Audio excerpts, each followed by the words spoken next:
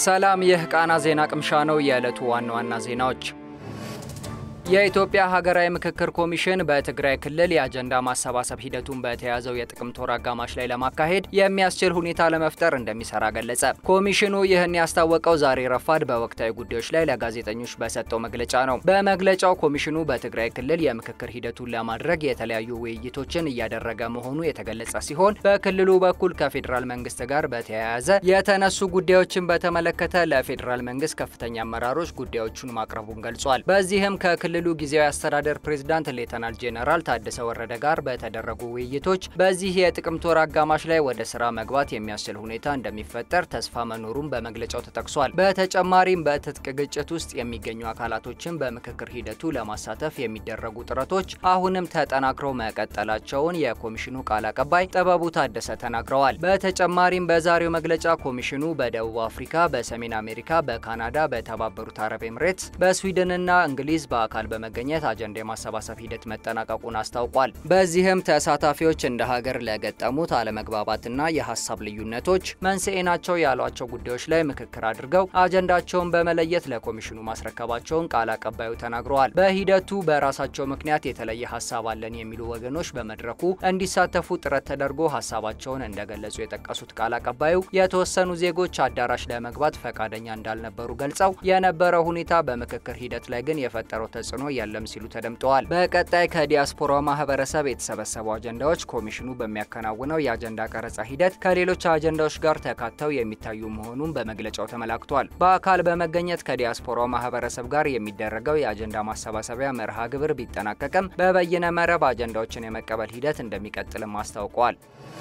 የትምህርት ሚኒስቴር በአቅም ማሻሻያ ወይም ሬሚዲያል ፕሮግራም ትምህርታቸውን ለመከታተል የሚያስችል ውጤት ያመጡ ተማሪዎች የተቋም ምርጫቸውን እስከ ጥቅምት 12 ድረስ ማስተካከል እንደሚችሉ ገለጸ። ሚኒስቴሩ ይህን የገለጸው በአቅም ማሻሻያ ፕሮግራም ዩኒቨርሲቲ ምርጫ ለመሙላት እየተጠባበቁ ላሉ ተማሪዎች በኦፊሴላዊ የፌስቡክ ገጹ ባወጣው ማስታወቂያ ነው። በዚህም ተማሪዎች የተቋም ምርጫቸውን እስከ ጥቅምት 12 ድረስ በየትምህርት ቤቶቻቸው በተመደቡ መምህራን በኩል ማስተካከል እንደሚችሉና የሞሉትን የተቋም ምርጫ ማረጋገጥ የሚችሉ በትን ማስፈንጠሪያ በገጹ አስቀምጧል። ሚኒስቴሩ በዚሁ ማስታወቂያው የአቅም ማሻሻያ ፕሮግራሙን የማያስተናግዱ 7 የትምህርት ተቋማትን ይፋ አድርጓል። በዚህም አዲስ አበባ ሳይንስና ቴክኖሎጂ፣ አዳማ ሳይንስና ቴክኖሎጂ፣ ሲቪል ሰርቪስ፣ ሐዋሳ፣ ጅማና ኮተቤ ዩኒቨርሲቲዎች የሬሚዲያል ፕሮግራምን እንደማያስተናግዱ ጠቁመዋል። የ2018 የትምህርት ዘመን የአቅም ማሻሻያ ፕሮግራም መቁረጫ ነጥብ ተማሪዎች እንደተፈተኑት የትምህርት አይነት ብዛት 33 በመቶ ሆኖ መወሰኑ ይታወሳል።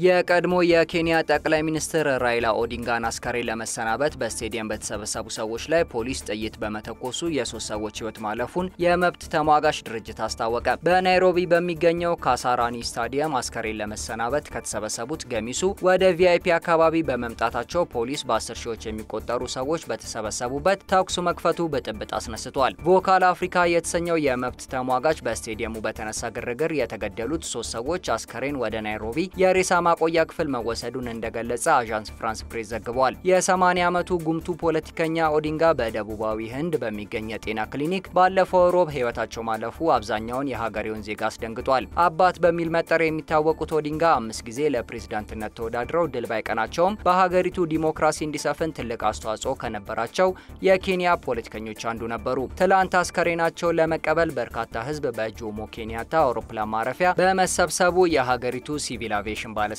አንዳንድ በረራዎችን ጨምሮ ስራውን ለጊዜው ለማቆም ተገዶ ነበር። በመጀመሪያ አስከሬኑን ወደ ፓርላማ ለመውሰድ እቅድ የነበረ ቢሆንም በኋላ ላይ ባለስልጣናቱ የሬሳ ሳጥኑን ከመዲናይቱ ወጣ ብሎ በሚገኘው ካሳራኒ ስታዲየም ወስደውታል። በስታዲየሙም በርካቶች ተሰብስበው የሬሳ ሳጥኑን መምጣት እየተጠባበቁ የነበረ ሲሆን የፖሊስን የጥይት ሩምታና አስለቃሽ ጭስ ተኩስ ተከትሎ የተዘበራረቁ ትዕይንቶች ተስተውለዋል። የፈረንሳዩ የዜና ተቋም ዘጋቢ ፖሊሶች ለማምለጥ የሞከሩ ሀዘንተኞችን ሲደበድቡ መመልከቱን ገልጿል።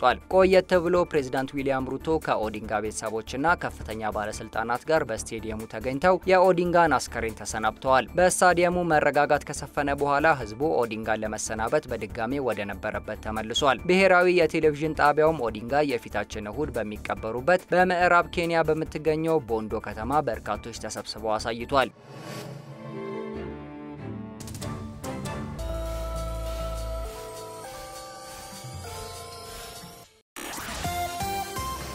ኢትዮ ቴሌኮም ትላንት በይፋ ያስተዋወቃቸው የዘመናዊ የሞባይል ስልክ ገጽታ ያላቸው ምርቶች ከመጪው ሳምንት ማገባደጃ ጀምሮ ለገበያ እንደሚያቀርብ አስታወቀ። ኩባንያው ትላንት አመሻሽ በሸራተን አዲስ ሆቴል ዘኔክሰስ የተሰኙ የሞባይል ስልኮች፣ ታብሌቶች፣ ዴስክቶፖች፣ ላፕቶፖች፣ ቲን ክላይንት እና የክላውድ ወርክ ስፔስ መፍትሄዎችን ይፋ አድርጓል። ከእነዚህም ውስጥ የዘመናዊ ስልክ አጠቃቀምን ከተለመዱት አነስተኛ ስልኮች ጋር በማቀናጀት የያዙትና በሶስት አይነት አማራጭ የቀረቡት የሞባይል ቀፎዎች በመጪው ሳምንት ቅዳሜ ለገበያ እንደሚቀርቡ የኩባንያው የማርኬቲንግ ቢ2ሲ ቢዝነስ ዳይሬክተር ታምራት ተስፋዬ ለቃና ተናግረዋል። ዳይሬክተሩ በመጀመሪያው ዙር ለገበያ የሚቀርቡ 50,000 ስልኮች ዝግጁ እየተደረጉ መሆኑን የጠቀሱ ሲሆን በቀጣይ ለደንበኞች በሰፊው ይቀርባል ብለዋል። ደንበኞች ምርቶቹ ለገበያ ሲቀርቡም የፎርጂ አገልግሎት ባለባቸው ከተሞች ላይ ባሉ የኢትዮ ቴሌኮም ሱቆች ሊያገኟቸው ይችላሉ ብለዋል። የሞባይል ስልኮቹ አሁን ላይ በሽያጭ የሚቀርቡ ሲሆን በቀጣይ ለኩባንያው ደንበኞች በዱቤ የሚቀርቡበት ሁኔታ እንደሚመቻችም ለቃና አስረድተዋል።